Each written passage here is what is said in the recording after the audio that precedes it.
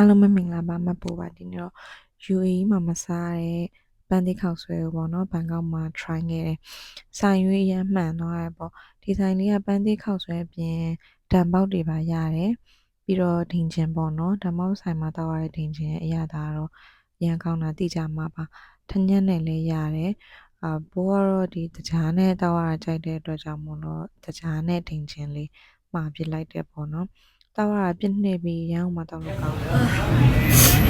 တကယ်ကိုမြန်မာစာတန်ပေါင်းနဲ့နီးဆက်ဆုံးမနိုင်ငံမှာစားနေရတယ်လို့ပဲပါဒင်ချင်လေးတစ်ခွက်ရင်ဒီနေ့ကဘလို့ဖက်လေးပါတယ်ဒင်ချင်လေးတစ်ခွက်ရင်တော့ပန်းသီးခောက်ဆွဲပေါ့နော်ပန်းသီးခောက်ဆွဲက UAE မှာလည်းရမ်းရှားရပါဒီ UAE မှာတချို့ဟိုတိတ်ကျော်ကြီးလို့မျိုးစားရအဆင်မပြေဘူးအဲဒါ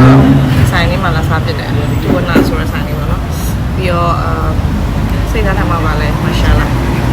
ရကောင်းတယ်အဲ့တော့အားရဒီဆိုင်လေးကတော်ကောင်းတယ်တခြားဓာတ်ပေါက်တွေထပ်စားလို့ရှိရင်ဒီဓာတ်ပေါက်တွေကိုကြတယ်တချို့ဓာတ်ပေါက်တွေကကွာ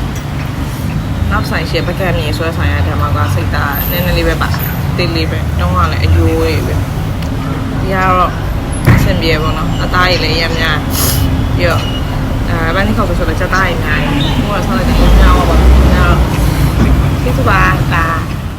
ဆိုင်လေးစာလေးကဒီဘန်ကောက်ရချာတီဝီလမ်းမပေါ်ပေါ့နော်ခိုကဲမတ်မှာရိုက်ရှာခြင်းဆူဗာနာရန်ကုန်ဘီရီယန်နီတူဝနာတံပေါက်ပေါ့နော်တူဝနာရန်ကုန်တံပေါက်ဆိုပြီးရိုက်ရှာလို့ရပါတယ်အမှမနူးအစုံကိုလည်းကြည့်လို့ရပါတယ်တံပေါက်ဆိုရင်လည်းဒါ139ဘတ်ပေါ့နော်ကိုချက်သားနဲ့စားမလားစိတ်သားနဲ့စားမလားပေါ့မူတည်တယ်တံပေါက်ရဲ့ဒင်ဂျင်လေးရတော့စားပြအောင်စားခဲ့ပါဆူဗာနာဆိုတဲ့အဓိပ္ပာယ်လေးကတော့ဟင်ဒီလိုရွှေပေါ့နော်ဆိုင်လေးက2မျိုးဖြစ်နေလို့ကိုကဲမှာတေချာထောက်ပြီးတော့မှရှာကြည့်ပါကိုသွားချင်တဲ့ဆိုင်ခွဲသိပြီဆိုမှသွားဖို့အကြံပေးပါတယ် Channel Vlog by Bo